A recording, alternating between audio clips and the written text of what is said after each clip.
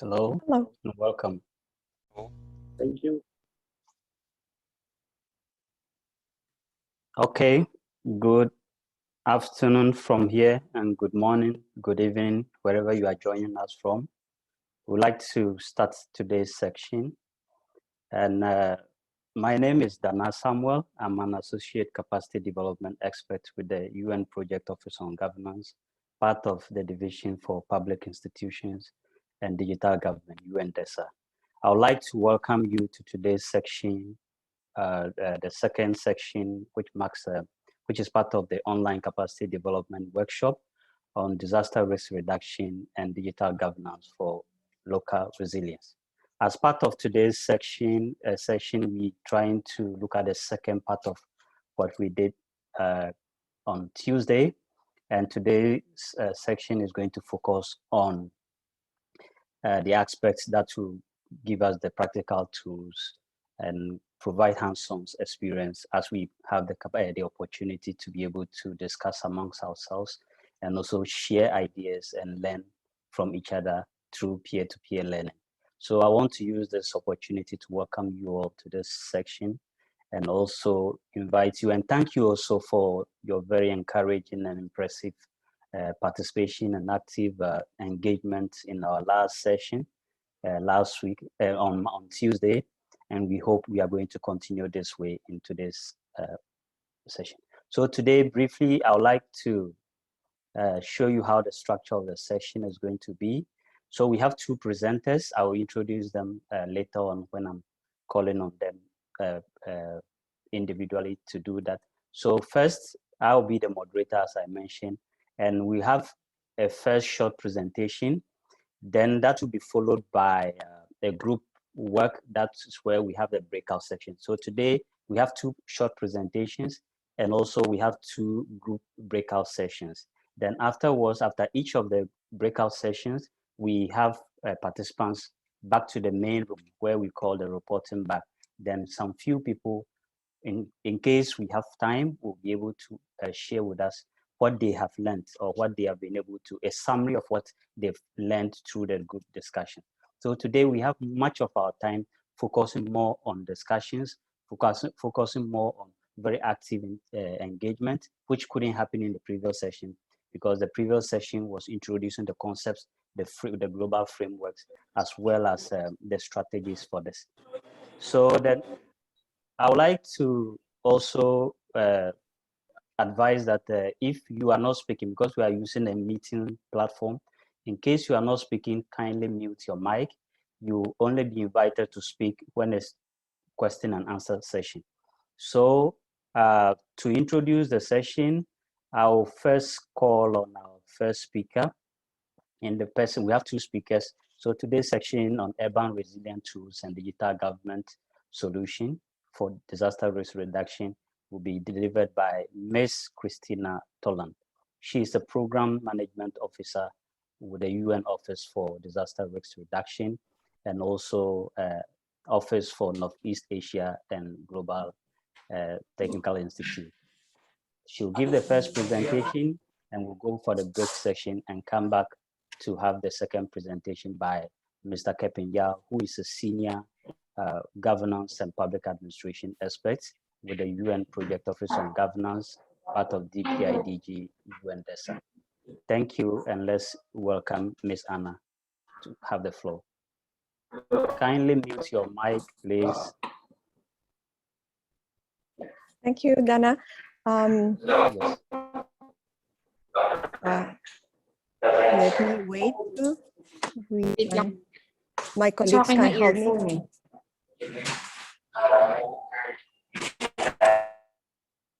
Okay, good. Dana, could you stop sharing your screen? Okay. Thank you very much. Welcome everyone again from UNDRR, Global Education and Training Institute in Korea. As Dana presented me, my name is Anna Torlund, and the objective of the session, the first part of the session today, is to make you familiar with one important and very useful tool, which is the Disaster Resilience Scorecard Assessment tool. So I will do a small presentation, a quick presentation about the tool itself.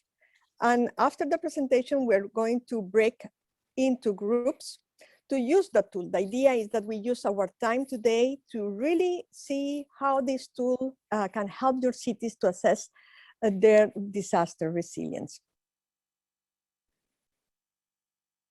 So let me first come back to the summary of what Sanjaya Bhatia was sharing with us last Tuesday. And he shared with us about the MCR 2030. I would like to give you again and remind you about the snapshot about the MCR 2030. The goal is for local and governments, the cities, to become more resilient and sustainable by 2030. We have 10 years to make this objective reality, with two specific aims: is to increase the number of cities they commit to reduce local disaster, but also climate risk and building their resilience. And the second aim is to increase the number of partnerships. We need partnerships at global level and at regional level to make this happen. Three strategic objectives have MCR 2030. One on understanding risk. So we need evidence-based information to make sure we have risk-informed decisions. We need capacity to develop local DRR strategies. We need the tools, the approaches. So today we are going to focus specifically on applying the self-assessment and diagnostic tool, which is the disaster resilience scorecard. Preliminary version we're going to use. And the third strategic objective is to implement local strategies and plans. How cities will go and implement strategies and their plans is by improving their ability to design, to develop and implement their plans, but also increase their understanding and access to finances, and to take the systems approach. The MCR 2030 has a cross-cutting strategic objective, which is to strengthen vertical and horizontal links, vertical from city, local units to the government, but also from the government to the cities and the cities to the government, and horizontal with the local partners, NGOs, private sector, and also the cross-cutting strategic objective to connect between cities and learn from each other. This is a summary of MCR 2030. And again, I would like to share about the system of system thinkings. When we're looking at the city and the local government, we cannot see only the mayor's office, the municipality. We really need to look across the different departments from communication, healthcare, ecosystems, transportation, water, etc.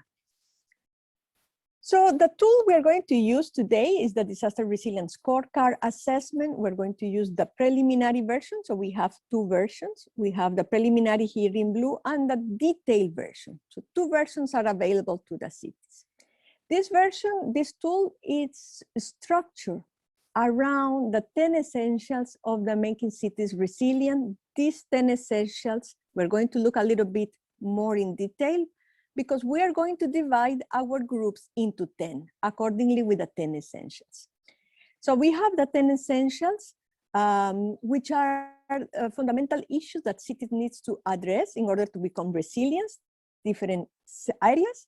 We have a tool also, but we're not going to use today, but I would like to share with you the quick risk estimation tool. It's a quick risk assessment that you can use in case you have not done at your city level a multi-hazard risk assessment done by an university or a technical assistant organization that help you. This quick risk estimation tool will tell you, give you a very fast way to see a matrix of the levels of risk of your city. And the disaster resilience scorecard assessment, you with this tool, with the disaster resilience scorecard, you will have a baseline. And that baseline will tell you what is going well in your city, what is going less well in your city, in the different areas, and you can prioritize and develop and use that assessment, that results, to develop your action plans. The action plan, the development of the plan, we're going to do it next week, next Tuesday session. As mentioned, the disaster resilience scorecard is structured around the 10 essentials. These 10 essentials, we have 3 enablers. We need to organize for disaster resilience. We need to know who is responsible for what, who coordinates the response, the preventing actions, the coordinations, and the development of the plan. This is governance, risk governance, essential one. Essential two, you will look at the risk scenarios. You will look at climate risk scenarios. You will need to know understand what are your hazards, what are your exposure level, and your vulnerabilities. So with this, you understand and use the current risk scenarios. And the third one is financial capacity.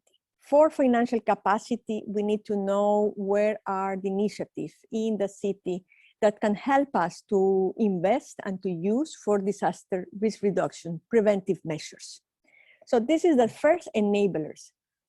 Governance, identify the risk scenarios, and also having a very good financial plan to implement our DRR plans. Then we have 5 operational essentials from 4 to 8.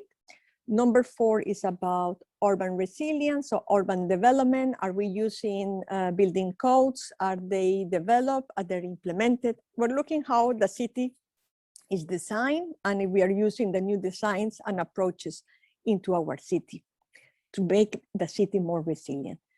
The number 5, essential 5, it's about protective functions, enhanced protective functions, ecosystem management, natural ecosystem services. We had a very good conversation on Tuesday with Dr. Murali about DRR ecosystems. And this essential will make assessment how we are protecting the ecosystems, how we understand their services, and how we do transboundary agreements with other cities in order to collectively protect those environments that are shared among cities. The number 6, essential number 6, is about institutional capacity. We are looking with this essential about how we strengthen the capacity in our organizations, how much the staff know about disaster risk reduction. This is also, for example, important in order to have cross-sectoral coordination and collaboration. As we know, COVID-19 has highlighted very much that if you want to deal with a pandemic or other diseases, you have to work.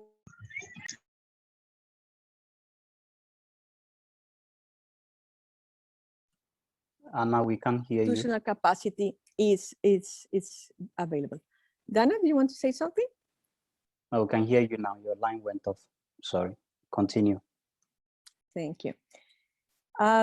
Essential number 7, we are looking at strengthened societal capacity. Essential 7 is about participatory, how we are engaging the citizens in our developing of our disaster risk reduction plans, local protection plans, or urban plans. How the citizens are consulted, or how we are working with the school programs, the teachers, raising awareness of the citizens, the schools, and the private sector. That is the importance of the social capacities, how our messages about risk reductions and resilience are reaching out through different means to the society, to the citizens. Essential 8, it's about increasing infrastructure resilience. How are we investing in infrastructure resilience, integrating risk into our new infrastructure, making sure that current critical infrastructure is retrofitted. The usual example is that the hospital will not fail during an earthquake, etc. So this is essential number 8. And essential 9, it's about preparedness and disaster response. In a summary, early warning systems, how the city is doing the drills, for example, at school, at national level. And the last one is about recovery and build back better. So this is a very important and as of now for recovery post-COVID-19. So the 10 essentials, as I just shared with you, it will help us to do the assessment of the level of resilience of the city. And it will help us to incorporate into our governance. So the 3 first will help us to incorporate into the city governance. From 4 to 8 will help us to integrate planning, integrating between departments, and 9 and 10 on response planning. And all of this assessment will help us to develop the resilience strategy and plan. I hope I'm not going beyond the time. Very quickly, the disaster resilience scorecard assessment we're going to start right now to use. You will have a tool, colleagues, if you see the chat, my colleague Charlie is sharing with you the link where you can download any of the two, but for today exercise, we're going to use the disaster resilience scorecard preliminary, W. What is the difference between the both? This is a very common question we receive. The difference is the numbers of indicators.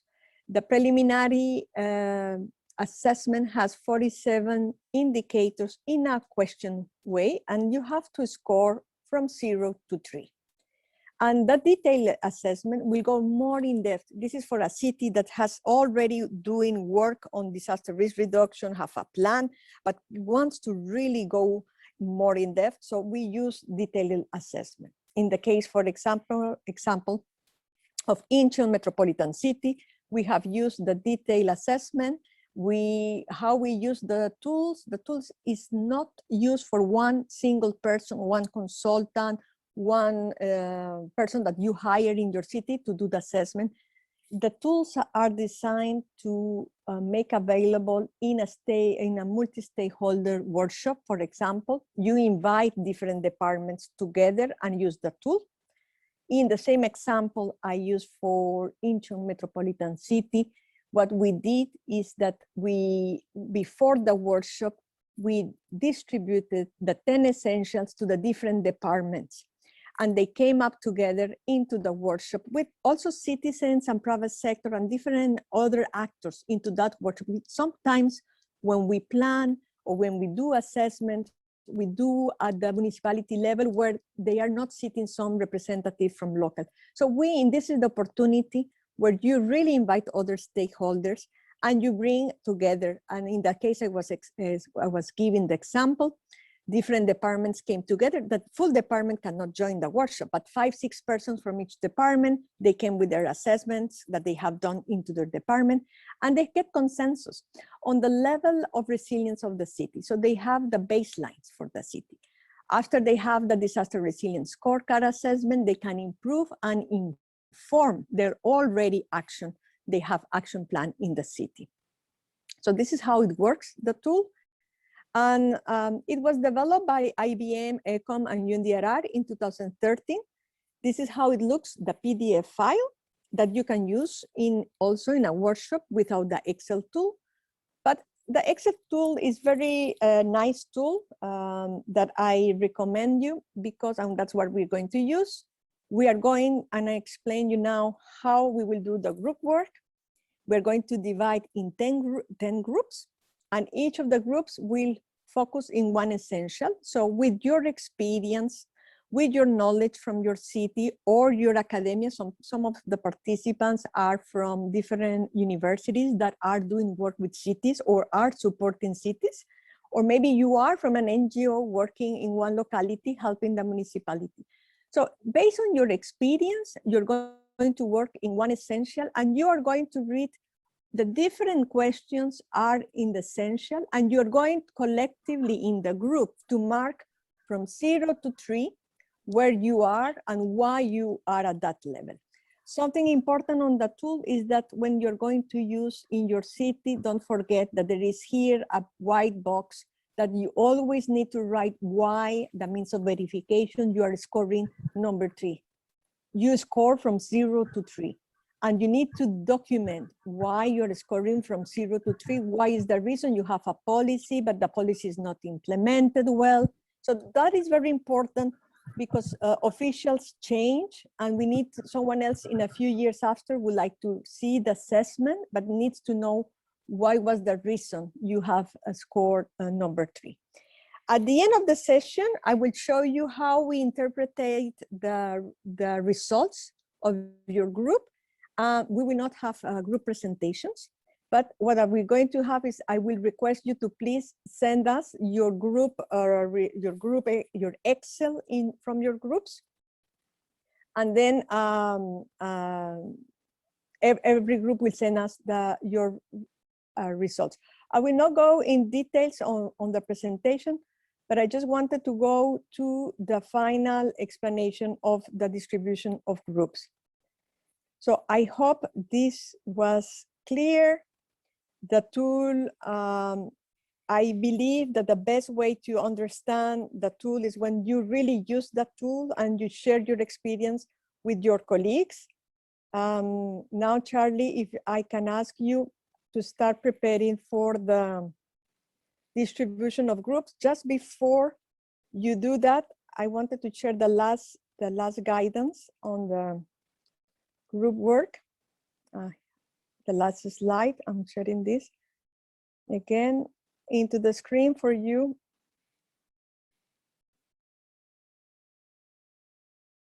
So quick guidance on how we will do the group work. The objective is to get familiar with the disaster resilience scorecard assessment as a diagnostic tool for your city. You will be divided into 10 groups, so you will have 10 to 12 people in your group per participants. You can open your mics and your screen, interact between you, but we need a leader. We have 45 minutes to discuss, and we need someone who has downloaded the Excel tool. We need that you download the preliminary scorecard assessment tool, the Excel, and you share your screen. So you collectively ask the questions of the tool and you assess and you share your experience, why you will say what's happening in your city in that particular area. And then you will share your assessment with us by email. You have to select one city maybe from the group members, or you collectively, one question will be the city of Quezon City in Philippines, and the second one will be Ulaanbaatar in Mongolia. So you can share in the way you feel comfortable into the groups. If you have really a preference because of your background or your city, or you are working in infrastructure, you are an engineer, and you really want to go to the discussion of group who's going to discuss the essential about water, communications, energy. So please write the number of the essential before your name, as you can see in this screen. And later on, when you will be in the group, I will move to the desired group you would like to go. So the group number 1 will discuss and work on the essential 1, organize for resilience. Group number 2 about risk assessments. Number 3 will look at finance. 4, urban resilience. 5, ecosystem management. 6, institutional capacity development. 7, social capacity. 8, infrastructure resilience. 9, early warnings, preparedness, and 10, recovery and build back better. So each group will focus only on one essential. So I hope to be clear, and we are going to the group distributions. I will see your questions of the chat, and I will come back to you after the group work. Okay, thank you so much, Ms. Anna, for such an insightful presentation in the beginning, and also for the opportunity to be able to learn together based on this tools, the scorecard tools you provided. And each of us, I think, it provided an insight as to how to go about using these tools in equipping ourselves to be able to conduct these assessments based on our country or societal context, and how to know the gaps and the next step to take, especially in developing our action plans to be able to close these gaps. And I know this discussion will continue, will be an ongoing one, and we can receive more feedback even after this session. So thank you very much once again for a great job. Congratulations. So we'll just move quickly to the next section. I would like to invite Mr. Kepin Yao, who is a senior governance and public administration expert. He'll be delivering a brief presentation on data, leveraging data for disaster risk reduction and building resilience. Right after that, we'll go to our breakout section based on the template we provided earlier. That one is just supposed to help us share what we already answered, and we move back and close for the day. Thank you very much, and Kepin, you have the floor. Okay, thank you, Dana. Jenny, can you bring out the, okay, thank you. Okay, good afternoon, good morning, everyone. So it's my great pleasure to deliver this presentation on the leveraging data for DRR and building resilience. Before I move to my presentation, I would like to give a general background introduction about this session. The data is very important for evidence-based policy design and decision-making, as well as the monitoring and review of a policy implementation. Actually, data has become the most valuable strategic asset in the digital information age. For the DRR and the building resilience, data is even more critical due to the rapidly evolving situation and multifaceted complexities during disasters. Also, DRR is different from other shocks. It requires real-time, quality, and interdisciplinary data. And also with the advancement of high-performance computing, cloud computing, big data, and the data analytic tools like machine learning, data has created much value added for forecasting and predicting, risk simulation and assessment, automated and or augmented decision-making. So my presentation is based on the risk-informed governance and innovative technology for DRR and resilience toolkit. And my colleague Dana on Tuesday, he already shared with you the link to the toolkit. Yeah. So actually, how to leverage data for DRR and resilience is cross-cutting in the toolkit. Actually, the toolkit discusses a full range of data issues, including like data requirements, different data types like traditional and non-traditional, open data, and big data analytics. Data presentation and visualization, citizen science and social media data and data mining, and machine learning, and how the policies governing data, data ownership and privacy, and data for monitoring and evaluation of DRR policy implementation. So all this covered in the module 1.1, 1.2, 2.5, 2.4, 3.1, and 3.2, 3.3. So in my presentation, I will not cover all aspects of a data issue here. So please refer to the toolkit for in-depth understanding of how to better leverage the data. Next, please. Yes, so today my presentation will cover like 5 parts. One, the data for data-driven decision-making, understand the data requirement challenges, open government data for DRR, and how to strengthen data governance for effective data use, and also some brief policy recommendations. Next, please. So about the importance of data for decision-making, I would like to cite one statement from the Interagency and Expert Group on SDG indicators of the UN. So it says that the data are the lifeblood of decision-making and the raw material for accountability. Without high quality data, providing the right information on the right things at the right time, designing, monitoring, and evaluating effective policies becomes almost impossible.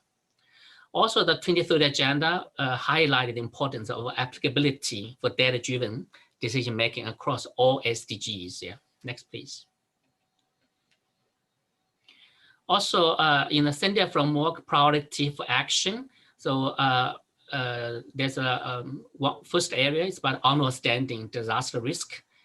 It requires assess and update the current state of data, scientific and local and indigenous knowledge on DRR, and fill the gaps with new knowledge. So you see here, it requires a local knowledge. Yeah, it should be kind of consider the local contextual situation. It also requires scientific data and information to support and monitor and reviewing the progress toward DRR and resilience building. It emphasizes the building capacity to ensure that all sectors and the countries have access to and understand and can use scientific information to better inform the decision making. Also, in the fourth priority is about enhancing the disaster preparedness for effective response and to build it back better. It also identifies response to the needs for the policy and decision makers at all levels of scientific data information, to strengthen preparedness to reduce the losses and impact on the most vulnerable communities and locations. You see here also it emphasizes the importance that we should have the disaggregated data on the vulnerable communities and locations. Yeah, next please. Also, for DRR, the robust, timely and accurate, disaggregated, people-centered and accessible information is very key. And especially, I mean, the disaster risk is rapidly emerging to be systematic. It can be very complex and cascading. In one sector, one risk can be quickly spread into other areas. You know, so all these kind of risks, they can be systematic and interconnected and cyclical.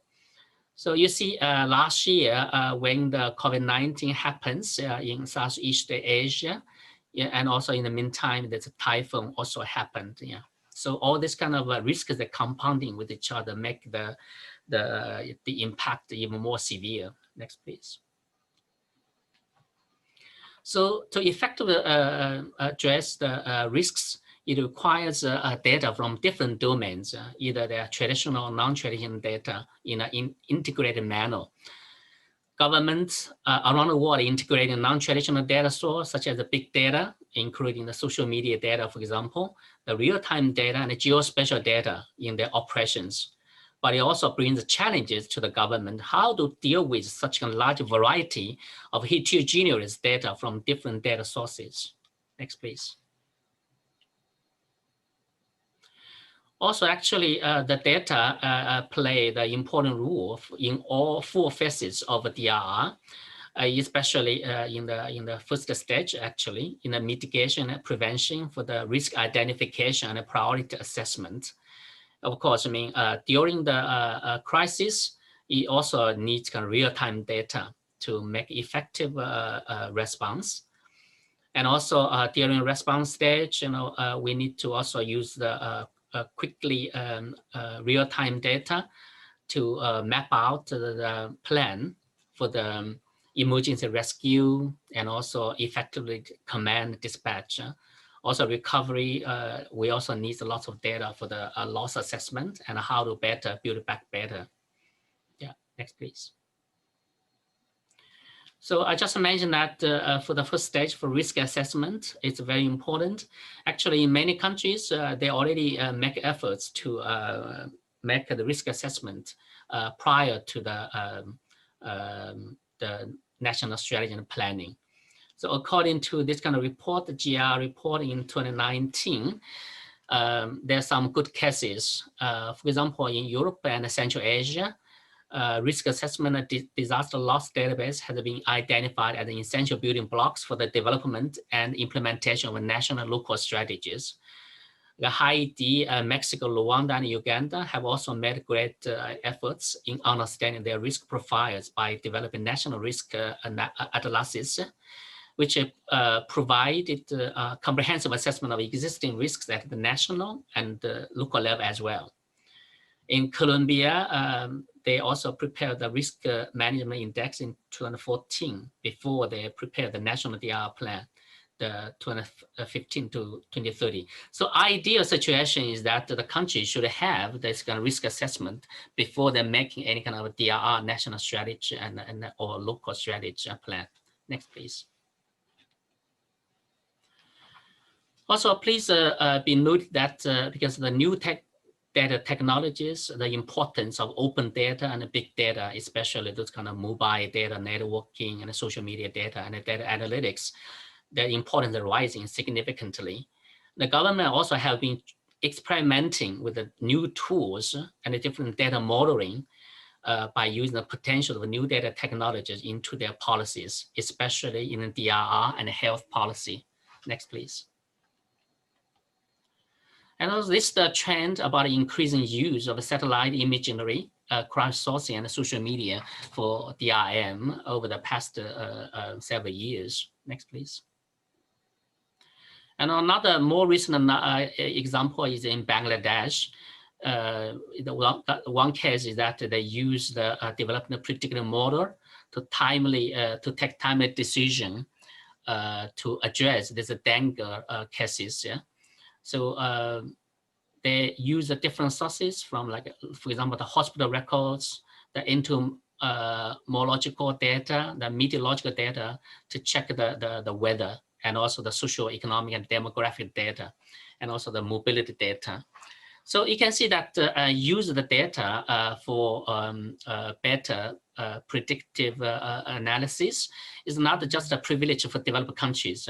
Developing countries, especially those kind of vulnerable countries prone to disasters, they can also be equipped with expertise and skills and to better leverage data for the DRR. Next, please. And next is some general kind of a policy and institutional trends around the data globally. This one, I started from the UN e-government survey 2020. So many countries, they're exploring the new possibilities of data, and also they try to better collaborate with the private sector to better leverage the power of data. Next, please.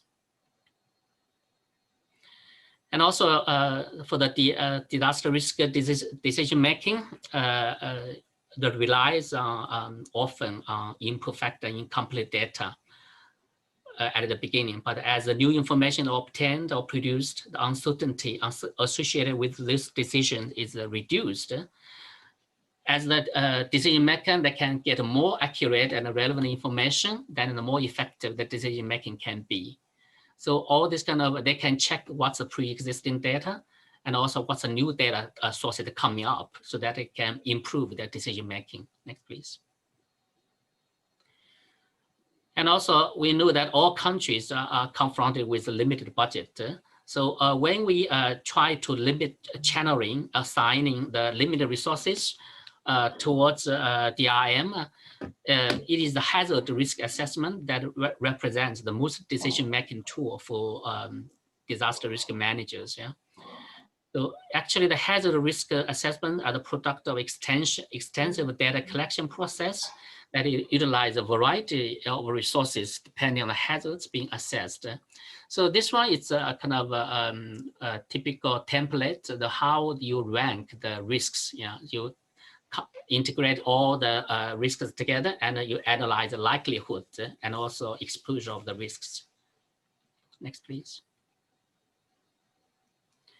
And also hazard monitoring is also a vital component of a resilience and DRM capacity. Monitoring provides early warning and situation awareness, which enable a more effective responses. Yeah. So the data sources for monitoring could include like the data from sensors, from the satellite imagery, or from the citizen science, the first-hand reporting from citizens. Yeah. Next, please. Also, the response and also recovery also requires more detailed information that is required for notification and warning. In the lead up to and aftermath of an emergency or disaster, new data sets are generated using assessments. Different stakeholders may be tasked with incident management or coordination. They must know the relative confidence at any time and what is happening, where it is happening, and what is needed, and what is required to address those needs, and what resources are available to building back better. Next, please. Of course, to better use the data, we should also understand all these kind of existing challenges.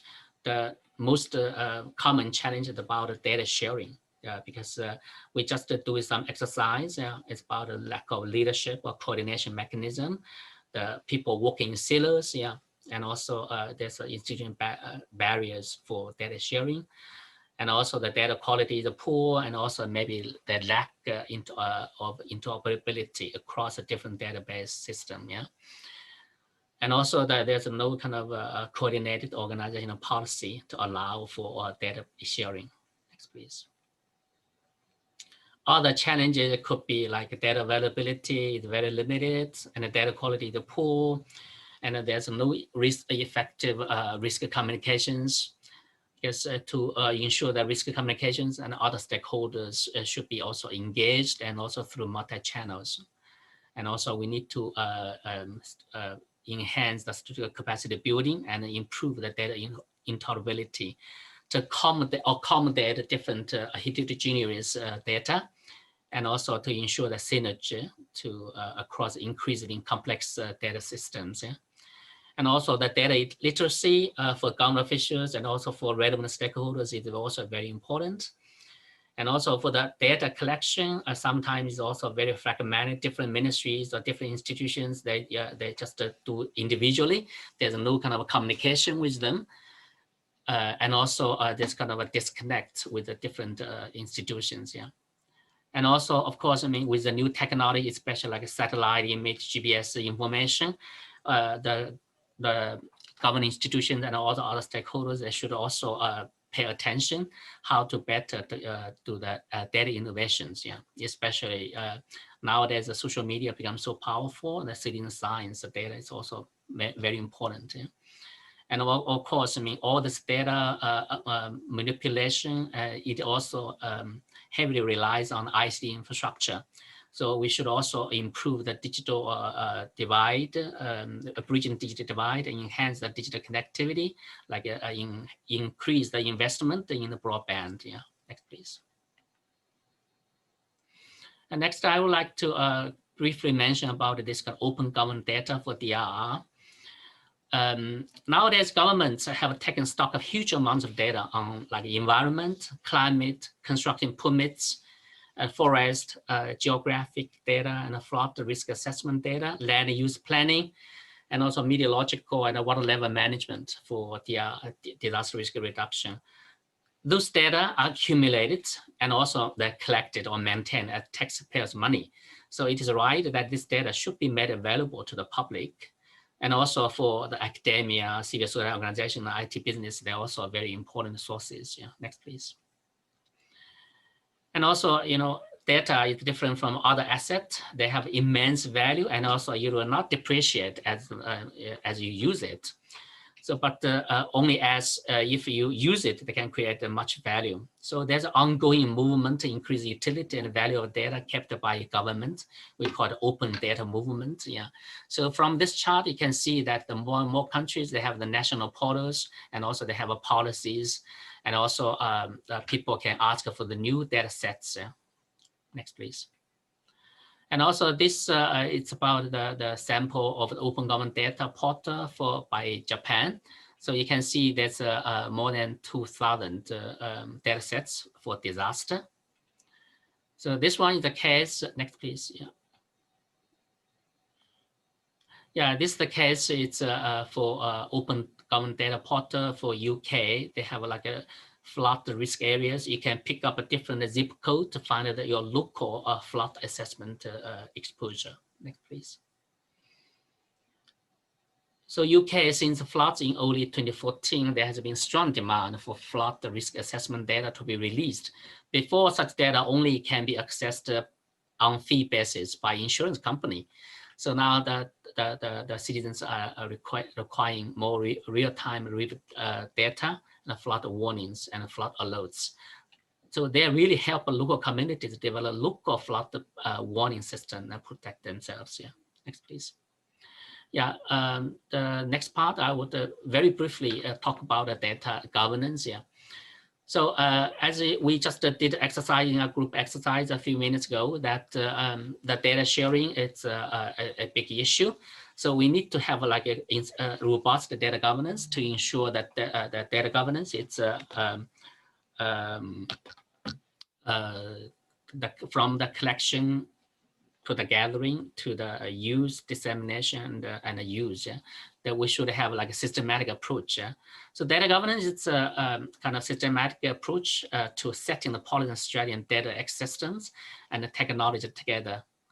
It includes like from the first stage, from data generation to all the way to the data dissemination, and also of course the data presentation, the data visualization, and also data innovation.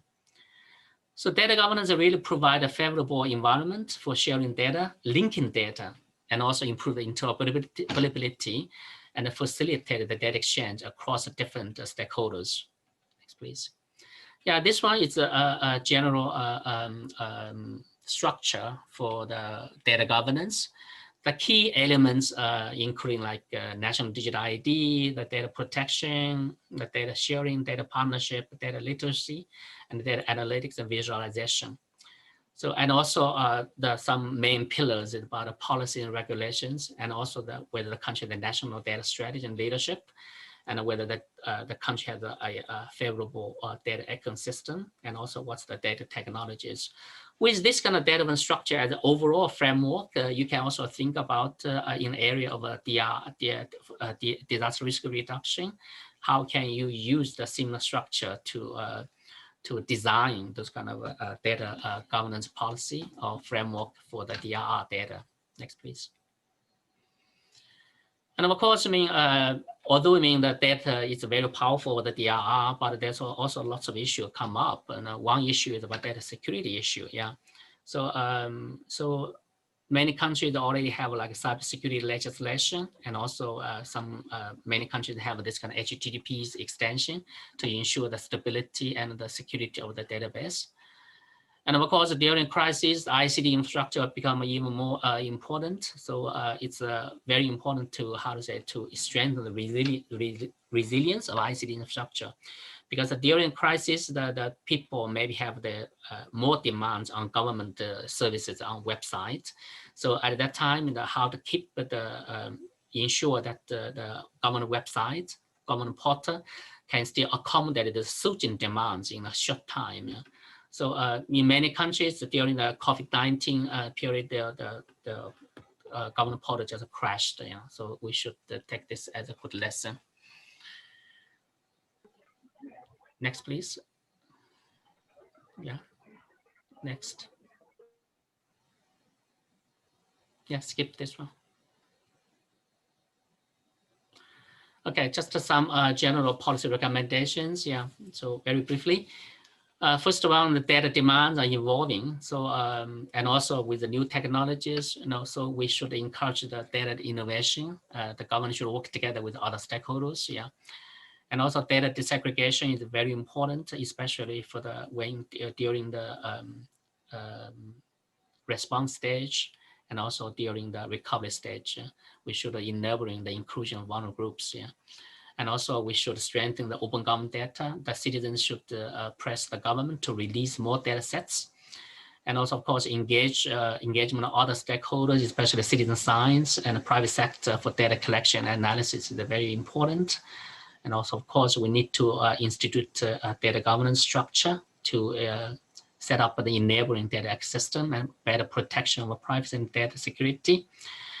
And also another important is that the international partnership in data sharing and coordination, it's very kind of important because some natural disasters like a tsunami, typhoon, they may, the paths may pass through kind of several countries, and also in some rivers, the transboundary. So we need to have the transboundary river management. And of course, we need to also have new approaches to invest in data capacity and also enhance the investment in ICT infrastructure to better leverage the power of data for disaster risk reduction and building resilience. Yeah, thank you all. Back to you, Dana. Thank you very much, Kepin, for such a wonderful presentation with more insights and details into how we could leverage data for disaster risk reduction and building resilience. I think this provides more understanding and more data with cases and experiences from other regions. I'm checking our time. We are going to have this time a shorter version of the breakout section, just 15 minutes, then we return quickly.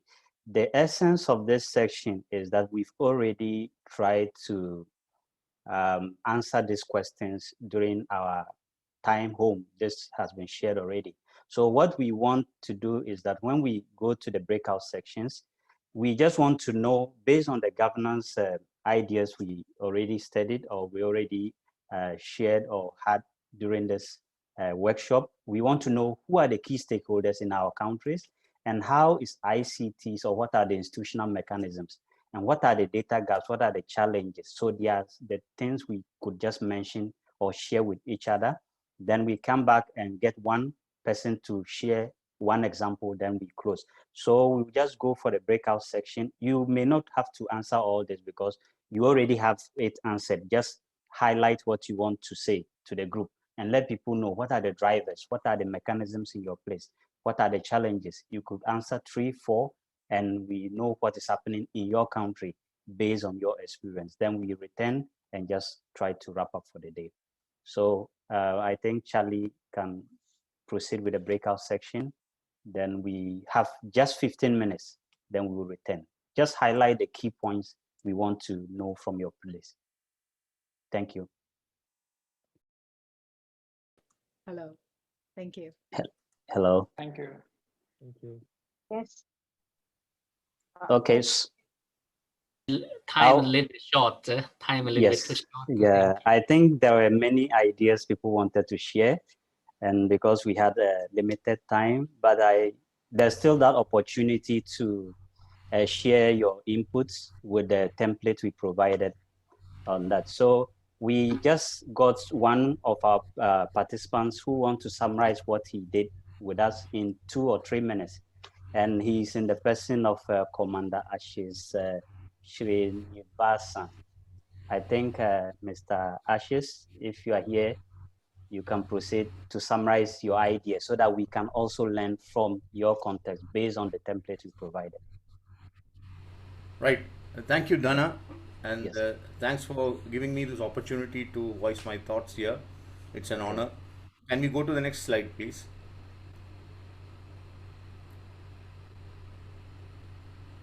Okay. Yeah. So when we are talking about, I'll be very quick in this because the breakout groups have already discussed certain points. This is my thought processes, which I'm sharing with you. When we talk about DR and DRR key stakeholders, there are the first and foremost is the vulnerable communities which are affected by the hazards. And then comes the local governance bodies and the fire and rescue department, which is in the Indian context, is the first line of defense for them. Then comes the local language media, because India is a very diverse country and we have several languages that are spoken, almost 1500 languages that are spoken here in this country, and with so many scripted and non-scripted languages as well. So the printed media, the local language media has got a big role to play to bring people together. Public and private sector companies involved in communications have got a big role to play. Then the regulatory bodies, Coastal Zone Authority, Town Planning Authority, village and municipality officers, all these people have got a huge role to play as a stakeholder in the disaster relief and rescue and resilience part.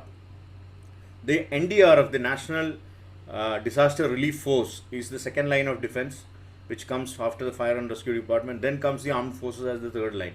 In the institutional framework, we have the Disaster Management Act of 2005, which is governing the constitution of the NDMA, National Disaster Management Authority, which has got a state body as well, SDMA, and the state body has got individual district bodies as well. The point to note is that, you know, the organization of the panchayat and municipal level, which is below the district, is not very clear. Then we have the cabinet committee on management of natural calamities, and the NDRF, which is acting as the funding agency. So the first NDRF is the force and the second NDRF is the funding agency. Next slide, please.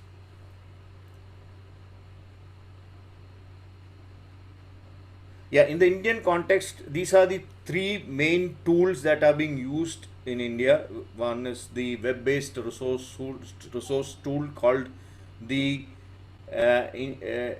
Disaster Resource Network, IDRN. And then comes the National Database for Emergency Management, which is a GIS-based platform.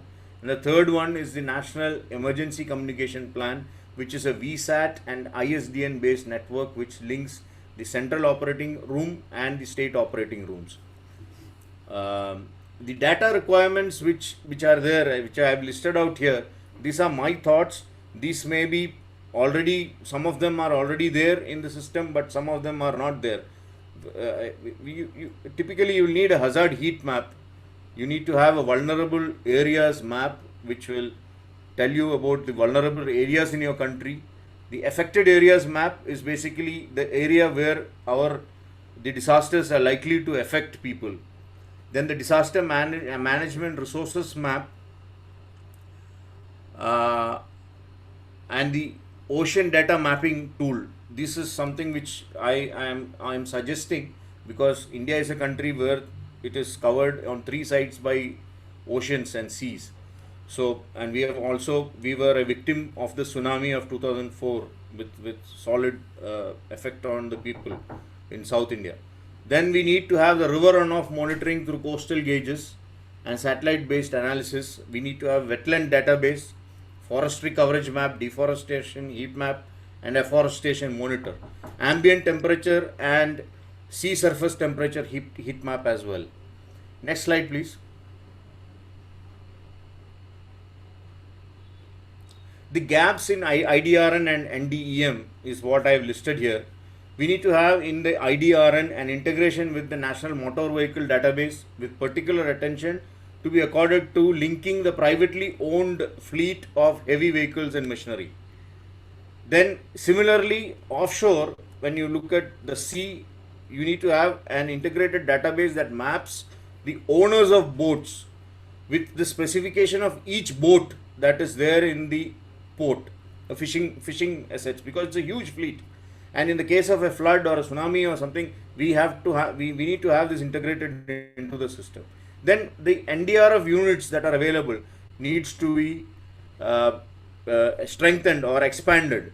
In the NDEM, we have to have real-time GPS feeds from vehicles coming in, so that in the case of an evacuation, you know which are the roads that are going to be free and which are the roads that are already choked up. Then remote link up with route cameras to enable detection of traffic accidents, traffic jams, and to supplement decision making for choice of evacuation routes. Real-time satellite imagery mapping and integration with high-quality processed METOC information. Meteorologic and oceanographic information is a big factor for coastal disasters. Next. So this is the map of the distribution of NDRF units. You can see that it is very less, and it needs to be increased. We've got only about 11 battalions of NDRF, and in Kerala, which is the southwest state, which witnessed 2 massive floods in 2 consecutive years, does not have a relief unit or a response unit. It has to be mobilized from outside the state. Next slide, please. Next one, yeah. Thank you. So when you look at the drivers, this is what we were discussing in Group 10 a few minutes ago. We need to have a clear understanding in the minds of the disaster managers of the hazards, the vulnerable areas, and the capacity constraints that they have, and the resource availability. Then what is the awareness level they possess regarding ICT, and what is the range to which it can be used? How do you do training and boots on the ground for the disaster managers to witness how things happen on ground? In a classic example, in my place, in the last 2 years, 2019-2018 floods, we have seen district collectors actually going onto the field and reaching out to the people, carrying load on their shoulders like anybody else as a rescuer, and taking part in the rescue. That's a big learning for him or her who has been part of it. So likewise, other people also need to get trained, exposed to it. Lessons learned is a big thing, and it needs to be documented and preserved for the future reference of people, not only the government officers but also for general public, which can be put across in terms of video, short videos, local language videos, and to make awareness of how disasters happen and how it can be surmounted, how you can become resilient. When you come to challenges, the first challenge is the lack of awareness among the vulnerable population, as well as the grassroots level local governance people who have to deal with these hazards as the first responders.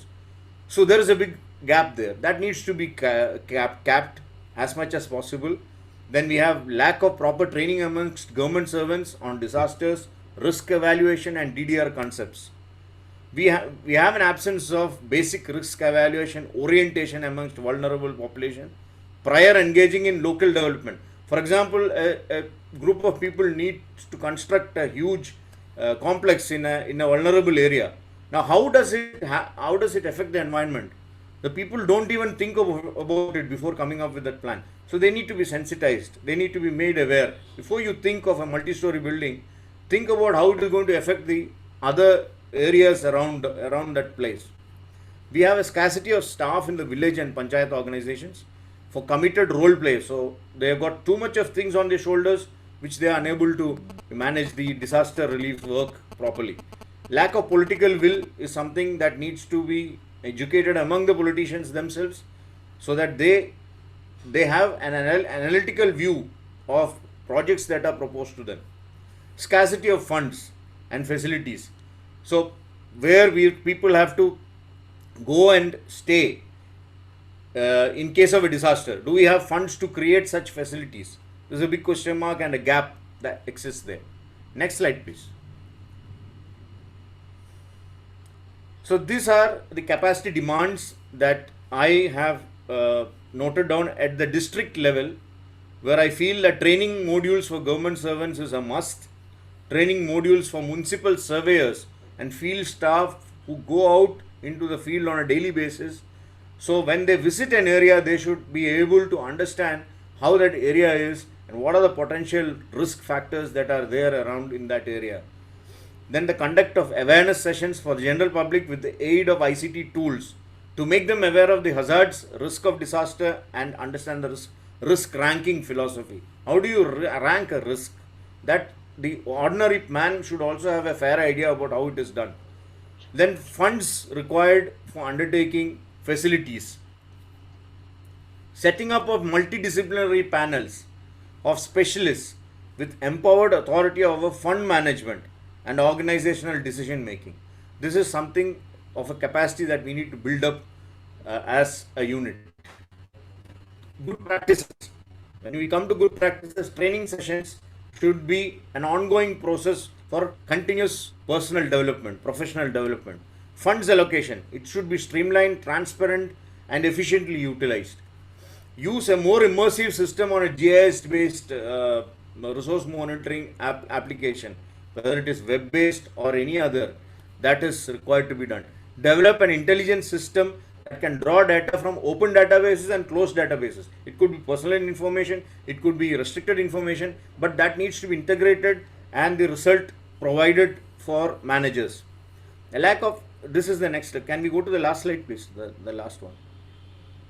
I think the slide got changed again. Yes, thanks for that. Then we also have the opportunity to adopt new technology which is there in the world now and use it judiciously for bringing out new ideas, new platforms, web-based solutions, artificial intelligence based solutions, big data based solutions for managing disasters in the future.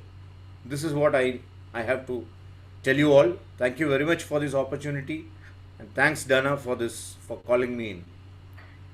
Thank you so much, Commander Ashes, for such a wonderful and excellent summary of your points and experience. I think we all did learn greatly from you, and I want to use this opportunity to also appreciate your time, especially for agreeing to deliver this summary at a very short notice. I know you had to do this excellently in a short time, and we look forward to engaging more with you and other colleagues. And on behalf of the head of the 3 offices and co-organizers, I would like to congratulate each one of us for staying up to this time. I know we've had a long time and we've tried to engage more together. And I would like again to thank you and hope to see you in our next section on Tuesday, which will be the last for the capacity development exercise. So we look forward to meeting you on Tuesday again, and we hope you all complete your assignments or our discussions and submit it when they are done. And if you have any concerns, you can always reach us. I know many of us want to share more, but we're running out of time and want to say congratulations to each one of you. And we say thank you so much and have a wonderful day. Thank you very much.